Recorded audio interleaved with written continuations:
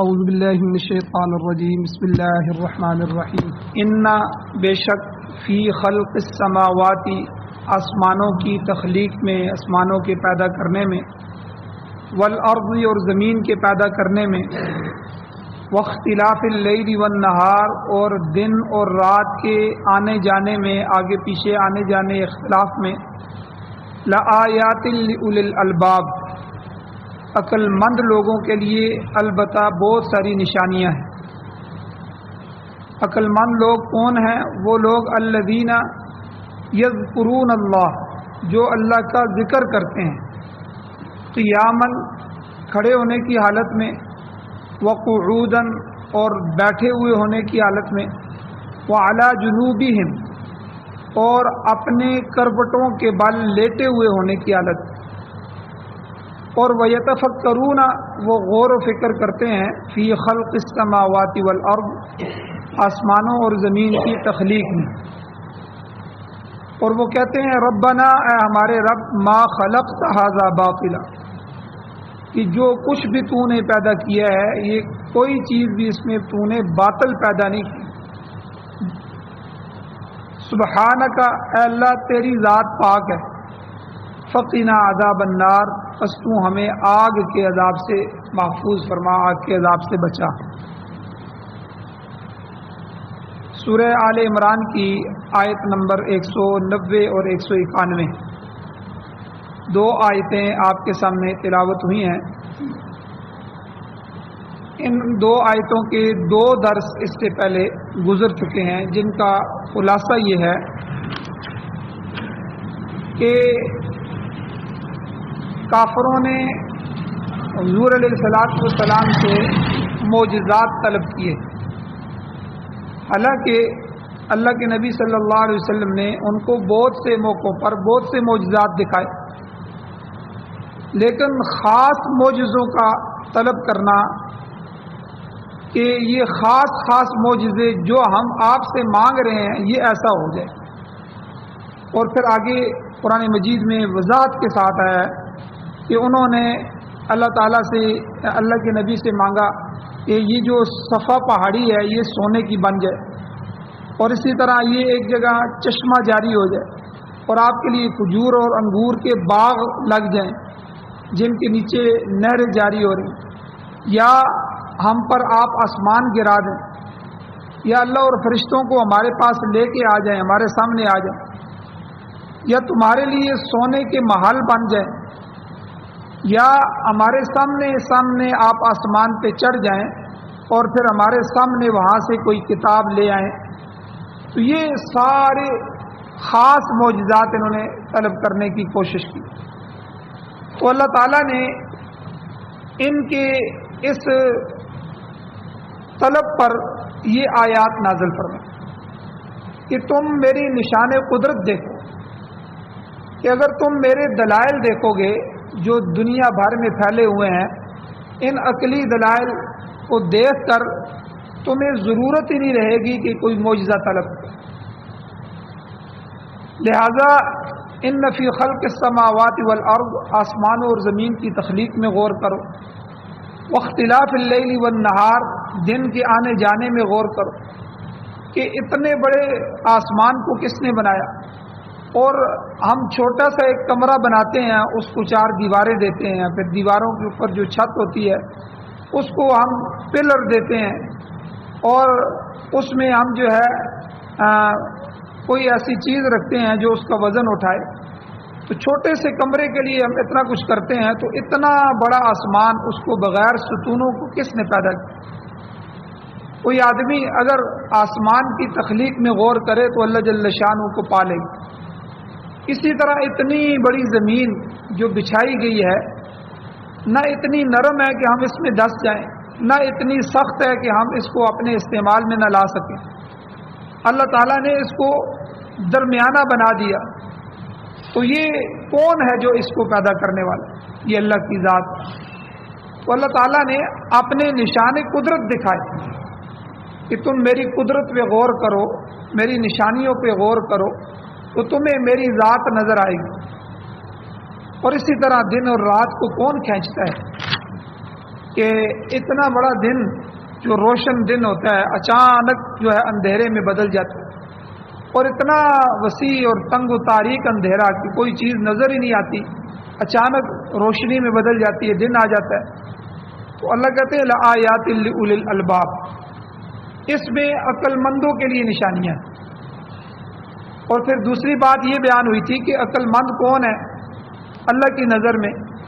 اللہ تعالیٰ کی نظر میں عقل مند وہ ہیں کہ جو اللہ تعالیٰ کی عقل جو اللہ نے انہیں دی ہے اس عقل کو استعمال کریں۔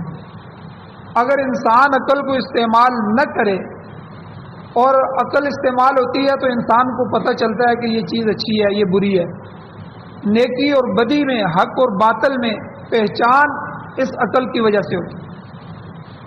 اس لیے حضور علیہ الصلوۃ والسلام نے بے حیا آدمی کے بارے میں فرمایا اذا لم تستحی فاصنع ما شئت، جب تو حیا نہ کرے تو پھر تو جو مرضی کر۔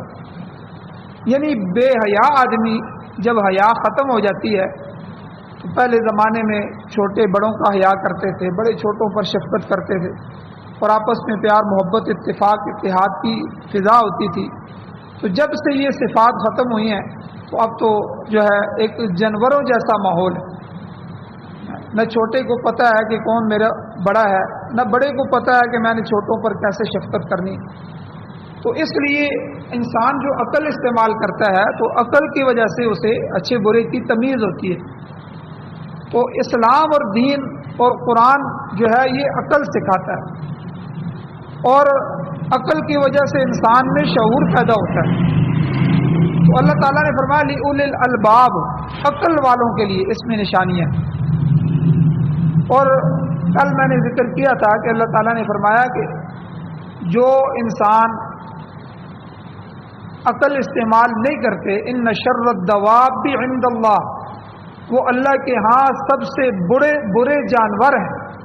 شر الدواب، بلکہ دوسری جگہ اللہ تعالیٰ نے فرمایا کہ کل انعام بل ہم اضل، جو اللہ تعالیٰ کو نہیں مانتے، اللہ کی معرفت نہیں رکھتے، اللہ کو پہچان نہیں سکتے، ان کی عقل انہیں اپنے خالق کی پہچان بھی نہیں کروا سکتی، تو وہ تو جانور ہے۔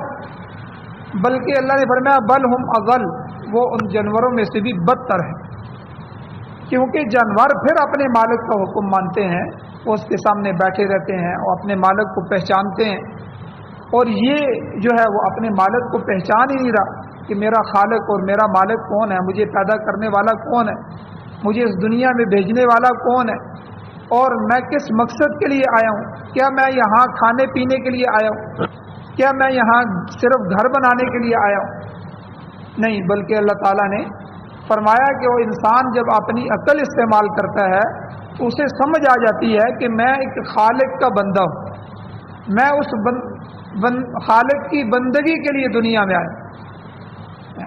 تو اللہ تعالیٰ کی پہچان جو ہے وہ عقل جو کروا دے، اللہ کی معرفت پہ لے آئے، تو ان لوگوں کے لیے اللہ تعالیٰ نے فرمایا کہ یہ میرے قرآن میں بہت ساری نشانیاں ہیں، میری قدرت کی نشانیاں پھیلی ہوئی ہیں، ذرا سا غور کریں گے تو وہ مجھے پا لیں۔ اسی طرح اللہ تعالیٰ نے پھر آگے دو صفتیں بیان فرمائی عقل والوں کی، تاکہ پتہ چلے کہ عقل مند کون ہے۔ ایک تو الذین یذکرون اللہ، عقل مند وہ لوگ ہیں جو اللہ کا ذکر کرتے ہیں۔ کس حالت میں؟ ہر حالت میں، قیاما و قعودا و علی جنوبہ، کھڑے ہوں تو تب بھی، بیٹھے ہوں تب بھی، لیٹے ہوئے ہوں تب بھی، تینوں حالتوں میں اللہ کا ذکر کرنا، کسی حالت میں بھی زبان اللہ کے ذکر سے رکے نہ، یہ ان کو اللہ نے عقل مند کہا۔ اور اسی طرح یاد رکھیں ذکر کی دو قسمیں ہیں، ایک ذکر قلبی ہے کہ دل ذکر میں لگ جائے، اور ایک ذکر زبانی ہے کہ زبان ذکر کرنا شروع کر دے۔ ہم جو عوام ہیں، عوام کے لیے زبانی ذکر یہ بہت بڑی سعادت ہے، اتنا بھی کافی ہے کہ ہم زبان سے ہی اللہ کا ذکر کریں، قرآن پاک کی تلاوت کریں، اور تمام جو اوراد ہیں، جتنے بھی ورد ہیں یاد رکھیں، جتنے بھی ذکر ہیں، ان سب میں قرآن پاک کی تلاوت ان کی سردار ہے۔ قرآن پاک کی تلاوت یہ ذکروں میں سے سب سے بڑا ذکر ہے. اور اس کے علاوہ پھر وہ ذکر جو قرآن سے اور سنت سے ثابت ہے، حضور علیہ السلام کی سنت میں، اور اسی طرح جو اسلاف نے ہمیں ذکر بتائے ہیں، یہ سارے کے سارے اللہ کے اذکار ہیں. ان اذکار کی ہمیں پابندی کرنی چاہیے. اس کے علاوہ مختلف اوقات میں خصوصی ذکر بھی ہیں، جیسے کہ حضور علیہ السلام نے بہت سی دعائیں سکھائی ہیں. رات کی دعائیں ہیں، حضور نے فرمایا رات کو یہ دعا پڑھ کے سوئیں، ٹھیک ہے. اور اسی طرح صبح اٹھنے کی دعائیں ہیں، ٹھیک ہے. اور مختلف موقعوں کی دعائیں ہیں، وضو کرتے وقت کی دعائیں ہیں، اور کھانا کھاتے وقت کی دعائیں ہیں، کھانا کھانے کے بعد کی دعائیں ہیں. بازار میں جب بندہ داخل ہو جائے، بازار میں چلے پھرے، بازار میں داخل ہونے کی دعا ہے. اور اسی طرح نیند سے بیداری کی دعائیں وغیرہ وغیرہ. یہ مختلف موقعوں پر جو دعائیں ہیں یہ بھی اللہ کا ذکر ہے، یہ بھی اللہ کی یاد ہے. تو اس لیے جب بندہ دعاؤں کا اہتمام کرتا ہے، مسنون دعاؤں کا، تو وہ بھی اللہ کی یاد میں ہوتا ہے. یہ بندہ غافل نہیں ہوتا اللہ کے ہاں. تو اس لیے جس قدر کثرت کے ساتھ ذکر کرے گا، اللہ تعالیٰ اس کو اسی قدر کامیاب فرمائیں گے، وہ فلاح کو پائے گا. اب ذکر کی حد کیا ہے؟ اللہ تعالیٰ نے قرآن مجید میں فرمایا وَاذْكُرُوا اللَّهَ كَثِيرًا، اللہ تعالیٰ کا ذکر کثرت کے ساتھ کرو، لَعَلَّكُمْ تُفْلِحُونَ، تاکہ تم کامیاب ہو. یعنی اگر کامیابی اور فلاح چاہتے ہو، اللہ کا نام، اللہ کا ذکر کثرت کے ساتھ کرو. علماء نے یہ مسئلہ لکھا ہے کہ اللہ تعالیٰ کو اپنا نام لینا اتنا پسند ہے کہ اللہ تعالیٰ نے جنبی اور ناپاک آدمی کے لیے بھی ذکر پر پابندی نہیں لگائی. آپ دیکھیں جب آدمی جنابت کی حالت میں ہوتا ہے، وہ نماز نہیں پڑھ سکتا، قرآن کی تلاوت قرآن کو نہیں چھو سکتا، قرآن کی تلاوت نہیں کر سکتا، لیکن وہ ذکر اذکار کر سکتا ہے، دعائیں کر سکتا ہے. تو اس حالت میں بھی بلکہ فقہا نے اس عورت کے لیے جو ناپاکی کے ایام گزار رہی ہو، اس عورت کے لیے یہ ایک نسخہ لکھا ہے کہ چونکہ وہ 8 دن 5 دن 8 دن 10 دن اس کے لیے نمازیں معاف ہیں، تو وہ عورت اپنے مصلے پہ بیٹھ کے تھوڑی دیر ذکر کر لے، تاکہ ایک تو ذکر ہو جائے گا اور دوسرا اس کی وہ جو عادت ہے وہ ختم نہیں ہوگی نماز والی. تو اس لیے ذکر جو ہے وہ ہر حال میں، کسی حالت میں بھی ذکر پر پابندی نہیں لگائی. اور یہ ذکر واحد عبادت ہے جس کی کوئی حد نہیں ہے. باقی آپ دیکھیں تمام عبادات ہیں، ان کی کوئی نہ کوئی حد ہے، کوئی نہ کوئی لمٹ ہے. جیسے نماز، روزہ، حج، زکوٰۃ وغیرہ، ان کی ایک لمٹ ہے، مگر ذکر الہی کی کوئی حد نہیں. بلکہ حدیث میں آتا ہے، مسند احمد کی روایت موجود ہے، حدیث ہے، صحیح حدیث ہے، کہ حضور علیہ الصلوۃ والسلام نے فرمایا اکثروا ذکر اللہ، اللہ کا ذکر انتہائی کثرت کے ساتھ کرو. یہ اللہ کے نبی کتنی کثرت کے ساتھ کریں؟ حتی یقولوا مجنون، کہ لوگ تمہیں پاگل کہنے لگے. لیکن حدیث میں کتنا ذکر کہا گیا کہ اتنا ذکر کرو، اتنا ذکر کرو کہ لوگ کہیں کہ یہ دیوانہ آدمی ہے، یہ پاگل مجنون ہے. تو یعنی اتنا ذکر. اور اب جب آپ ذکر کریں گے، اللہ کا ذکر، اللہ کا نام لیں گے، تو اس سے کیا حاصل ہوگا؟ 2 چیزیں حاصل ہوں گی. یعنی حکمت خداوندی، اللہ تعالیٰ ہمیں حکیم بنا دیں، سمجھ عطا فرمائیں گے، حکمت خداوندی آئے گی. اور دوسرا انسانیت کی تکمیل حاصل ہوگی. اب جو انسان کافر ہوتے ہیں، جن کی انسانیت میں کفر ہوتا ہے، شرک ہوتا ہے، معاصی اور گناہ ہوتے ہیں، اس کی وجہ سے فساد پیدا ہوتا ہے. یاد رکھیں ذکر نور ہے. اللہ تعالیٰ کا ذکر، اللہ نور السماوات والارض، اللہ تعالیٰ آسمان و زمین کے نور ہیں. جب اللہ تعالیٰ کی ذات نورانی ہے تو اللہ کا نام بھی نورانی ہے. تو اللہ کا نام لینے سے، ذکر کرنے سے دل نورانی ہو جاتا ہے، نور پیدا ہوتا ہے. اور اس کے مقابلے میں کفر، شرک اور فساد اور منافقت اور گناہ، معاصی، یہ سب کے سب ظلمات ہیں، اندھیرے ہیں. تو اس سے جس طرح حضور علیہ الصلوۃ والسلام نے حدیث میں فرمایا کہ جب آدمی گناہ کرتا ہے تو گناہ کرتے ہی ایک سیاہ نقطہ اس کے دل پہ لگ جاتا ہے، صاف ستھرا دل سیاہ ہونا شروع ہو جاتا ہے. پھر دوسرا، پھر تیسرا، پھر اسی طرح گناہ کرتا رہتا ہے یہاں تک کہ سارا دل سیاہ ہو جاتا ہے. اب ظلمت اور اندھیرا اس کے دل پہ چڑھ جاتا ہے. اور پھر حضور علیہ الصلوۃ والسلام نے فرمایا کہ جب وہ اللہ کا ذکر کرتا ہے تو اللہ کا ذکر اس کے لیے پالش ہے، وہ اس کے دل کو نورانیت بنانا شروع کرتا ہے، اور وہ اندھیرا اور وہ سیاہی آہستہ آہستہ ختم ہو جاتی ہے اور دل پھر سے نورانی ہو جاتا ہے. تو اس لیے کفر اور شرک جو ہے اس سے حکمت باطل ہو جاتی ہے، آدمی حکیم نہیں رہتا. اور زمین و آسمان کو پیدا کرنے کا مقصد یہی ہے کہ انسانیت کی تکمیل ہو جائے، انسان مکمل انسان ہو جائے، لوگ خدا تعالیٰ کی وحدانیت کو پہچانیں کہ اللہ ایک ہے، اس کی وحدانیت، خالص اس اللہ کی عبادت کریں. اگر ایک آدمی بت کو سجدہ کر رہا ہے، کسی اور کو پوج رہا ہے، منتیں، تو چاہے وہ جتنا بڑا آدمی ہو، کتنے بڑے عہدے پر کیوں نہ ہو، تو وہ اللہ کی نظر میں جو ہے اس کی انسانیت کی تکمیل نہیں ہے، اس کو حکمت حاصل نہیں ہے. اگر اس کو حکمت حاصل ہوتی تو وہ اپنے رب کو پہچانتا، اس کی وحدانیت کو پہچانتا، اس کی توحید کو پہچانتا، خالص عبادت اسی اللہ کے لیے کرتا. اگر ان سب چیزوں میں فساد آ جائے تو سمجھ لیں حکمت جو ہے وہ باطل ہوگی، انسان اپنے مقام سے گر جائے گا. آپ دیکھیں ہندوؤں میں کتنے بڑے بڑے ہندو ہیں، ان کی وزیر اعظم سمیت بڑے بڑے لوگ ہیں، گائے کا پیشاب پی رہے ہیں، گائے کے سامنے سجدہ کر رہے ہیں، گائے کو ماتا کہتے ہیں. تو انسان گر جاتا ہے، انسانیت سے گر جاتا ہے، کتوں کو پوج رہا ہے، گائے کو پوج رہا ہے. اور ہمارے ہاں ایک قوم ایسی ہے جو گھوڑے کی پوجا کرتی ہے، روافض شیعہ جو ہیں وہ گھوڑا نکالتے ہیں، پھر گھوڑے کو کوئی نیچے سے گزر رہا ہے، کوئی اس کا تھوک چاٹ رہا ہے، اس کا منہ جو ہے وہ جو سبیلیں لگائی جاتی ہیں، یہ جو ہمیں شربت پلائے جاتے ہیں، اب اس گھوڑے کا برکت کے لیے منہ اس میں ڈالا جاتا ہے. تو یعنی انسان جب اللہ کی ذات سے بغاوت کرتا ہے اور اللہ اپنے رب کو، اپنے خالق کو پہچان نہیں سکتا، اس کی توحید سے ہٹ جاتا ہے، تو اللہ تعالیٰ اسے در بدر کا محتاج کر دیتے ہیں، اور حقیر سے حقیر چیزوں کے سامنے وہ اپنے ماتھے کو ٹیکتا ہے، ان کو رب ماننا شروع کر دیتا ہے. تو اس لیے اللہ تعالیٰ نے یہاں ان آیات میں فرمایا کہ جب انسان اپنے ارض و سما جو زمین و آسمان کی تخلیق میں غور کرتا ہے اور دن اور رات کے اختلاف میں غور و فکر کرتا ہے، اللہ کی معرفت اسے حاصل ہوتی ہے. جتنا انسان اللہ کی قدرت کی نشانیوں میں غور کرتا رہے گا، اللہ تعالیٰ کی ذات کی طرف اس کی توجہ بڑھتی رہے گی. تو اس لیے آپ دیکھیں، آدمی غور کرے، سائنس جو ہے، آج کی سائنس نے بہت سی چیزوں کو ثابت کیا. اسلام کے بہت سے احکامات جو ہماری عقل میں نہیں آتے تھے، سائنس نے اس کو ثابت کر دیا. اب سائنس ہمیں کہتی ہے کہ یہ جو تمہاری زمین ہے، اس زمین سے سورج 3 لاکھ گنا بڑا ہے. آپ نظر 3 لاکھ زمینیں ہوں تو ایک سورج بنتا ہے.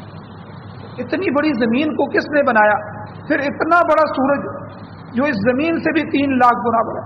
پھر کئی سیارے ایسے ہیں کہ جو سورج سے بھی کروڑ گنا بڑے ہیں. پھر ان سیاروں سے جو سورج سے کروڑ گنا بڑے ہیں، کئی ایسے سیارے اس خلا میں موجود ہیں کہ جو ان سیاروں سے بھی کروڑوں گنا زیادہ بڑے ہیں. تو یعنی یہ کتنے بڑے بڑے سیارے، کتنا بڑا بڑا نظام اللہ نے پیدا فرمایا. جب انسان اللہ کی اس قدرت پر، اس نشانیوں پر غور کرتا ہے تو اللہ تعالیٰ کی معرفت اس کو حاصل ہوتی ہے. تو بہرحال یہ ایک تو ذکر لسانی ہے، زبان سے ذکر کرنا، یہ عوام کے لیے ہے، اور ایک ذکر قلبی ہے، دل کا ذکر. بزرگان دین جو ہے، جو اہل تصوف لوگ ہوتے ہیں، جب وہ تربیت کرتے ہیں تو یاد رکھیں اصل ذکر جو ہے دل، یہ جو دل ہے اللہ نے اپنی ذات کے لیے بنایا ہے. اس دل میں اللہ کے علاوہ کوئی نہیں آنا چاہیے، نہ اولاد ہو، نہ پیسہ ہو، نہ عہدہ ہو، نہ دولت ہو، نہ برادری ہو. کوئی چیز جو ہے اس دل میں اللہ کی محبت کے ساتھ نہیں آنی چاہیے. تو اس لیے دل ذکر الہی میں مشغول ہو جائے، اور آدمی کا کوئی سانس جو ہے وہ ذکر سے خالی نہ رہے. یہ جو اللہ والے لوگ ہوتے ہیں، اولیاء اللہ ہوتے ہیں، یہ اتنا مجاہدہ کرتے ہیں، اتنی مشق کرتے ہیں، ان کا سانس نکلتا ہے باہر تو تب بھی وہ ذکر کر رہا ہوتا ہے، اور جب اندر داخل ہوتا ہے تو تب بھی ذکر کرتا ہے. اس کے لیے جو لطائف ہوتے ہیں، باطنی لطائف، ٹھیک ہے، وہ تجربے کے ساتھ، مجاہدے کے ساتھ جو ہے آدمی کا. ہمارے جو گڑی افغانہ اور سمو یہ علاقے ہیں، یہاں ایک بہت بڑے بزرگ تھے، تو اتنے بڑے اللہ والے تھے کہ ان کا ڈاکٹر لال نے آپریشن کیا، تو دل کا آپریشن تھا، تو جب آپریشن ہو رہا تھا تو اس وقت بھی ان کا دل اللہ اللہ کی ضربیں لگا رہا۔ جب انسان اپنے دل کو اللہ کی طرف مشغول کرتا ہے تو پھر انسان کا دل بھی ہر عضو جو ہے وہ اللہ کے ذکر سے تار ہو جاتا ہے۔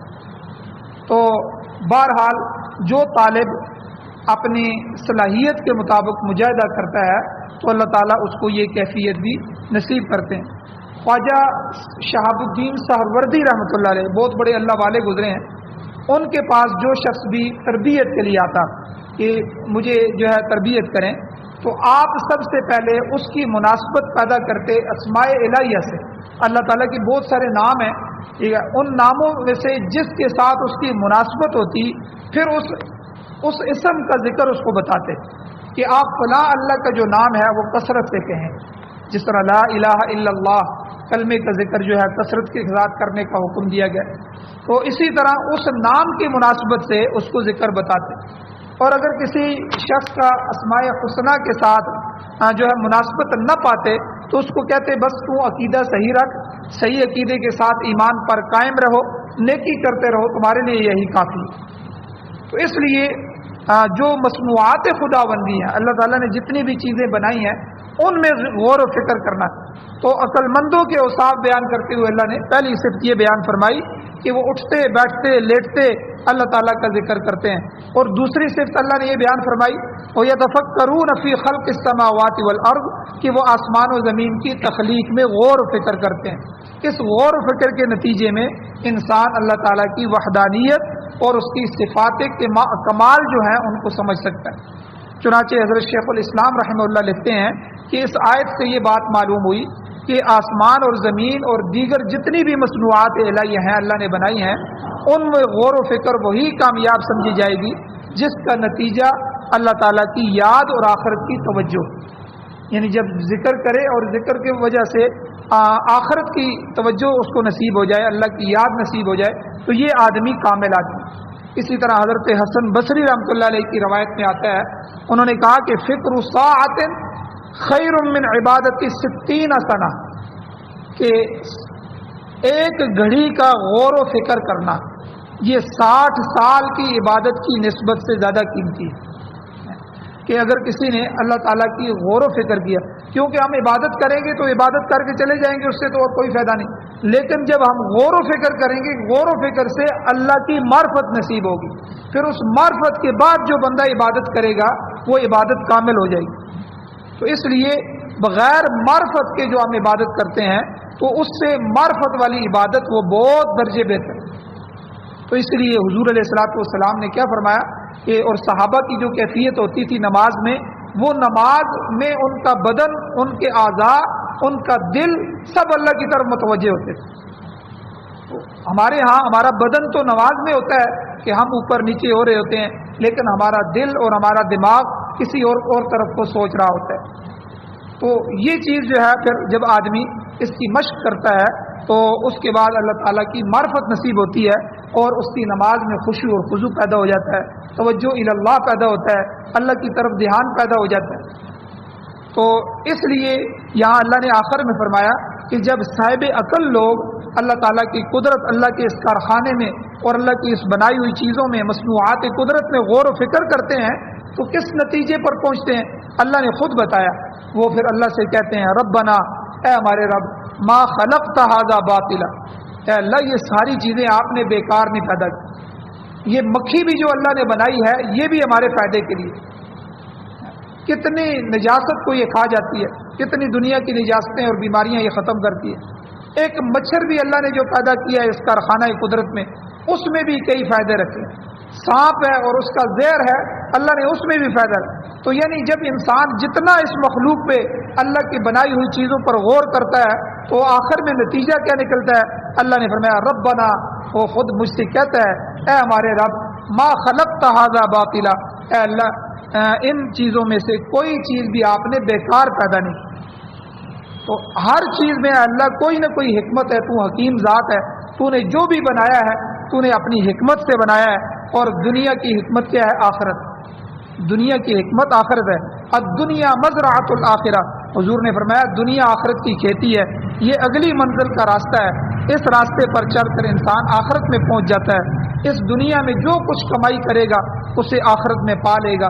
مقصد یہ ہے کہ کائنات کی تخلیق بیکار محض یا کوئی تماشا نہیں ہے، بلکہ اس کی غرض و غایت ہے۔ اور کیا غرض ہے اس کائنات کو پیدا کرنے کی؟ کہ انسان کی اس کائنات سے آخرت بن جائے۔ اور آخر میں عرض کرتا ہے اے اللہ سبحانک، اے اللہ تیری ذات پاک ہے، تمام عیوب سے پاک ہے، تمام نقص اور نقائص سے پاک ہے، اے اللہ تیری ذات تمام کمزوریوں سے پاک ہے۔ یہ عقیدے کے اندر پاکی آ گئی، عقیدہ صاف ہو گیا۔ جب انسان اللہ کی ذات کو پاک سمجھتا ہے تو اے اللہ ہم تیری تسبیح بیان کرتے ہیں، ہم تیری پاکیزگی بیان کرتے ہیں۔ فتعال اللہ عما یشرکون، اللہ تعالیٰ کا کوئی شریک نہیں ہے، اے اللہ تو ان سب سے بلند ذات ہے جن کے ساتھ لوگ تجھے شریک ٹھہراتے ہیں۔ نہ کوئی تیری عبادت میں شریک ہے، نہ اختیار میں کوئی شریک ہے، نہ مشکل کشائی میں کوئی شریک ہے، نہ حاجت روائی میں تیرا کوئی شریک ہے۔ تو اس میں عقیدے کی اصلاح ہو گئی اور عقیدہ جو ہے بالکل صالح ہو گیا۔ اگر عقیدہ درست نہیں ہے تو یاد رکھیں خدا کی تنزیہ کا قائل بھی نہیں ہے، ایسا شخص اللہ کے ہاں عقل مند نہیں ہو سکتا۔ تو آخر میں جب عقیدہ صاف ہو گیا اور قیامت کے دن پر یقین ہو گیا تو ایسے لوگ پھر اللہ کے حضور میں دعا کرتے ہیں۔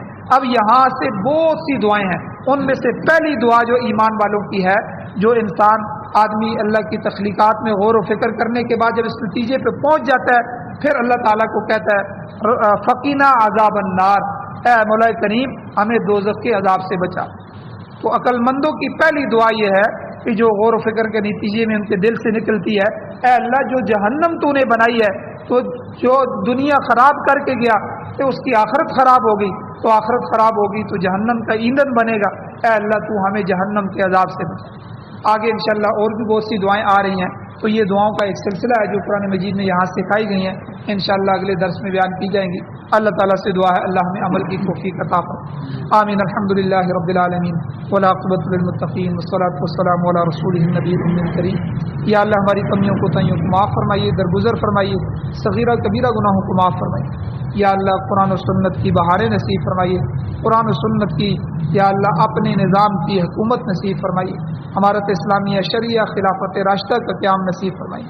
یا اللہ ہمیں قرآن و سنت کی خدمت کرنے کی توفیق عطا فرمائیے۔ یا اللہ جو حضرات پریشان حال ہیں ان کی پریشانیوں کو دور فرمائیے، جو مقروض ہیں ان کے قرضوں کو پورا کرنے کے اسباب پیدا فرمائیے۔ یا اللہ جو اسیر ہیں اور ان اسیروں کی باعزت باوقار رہائی نصیب فرمائیے۔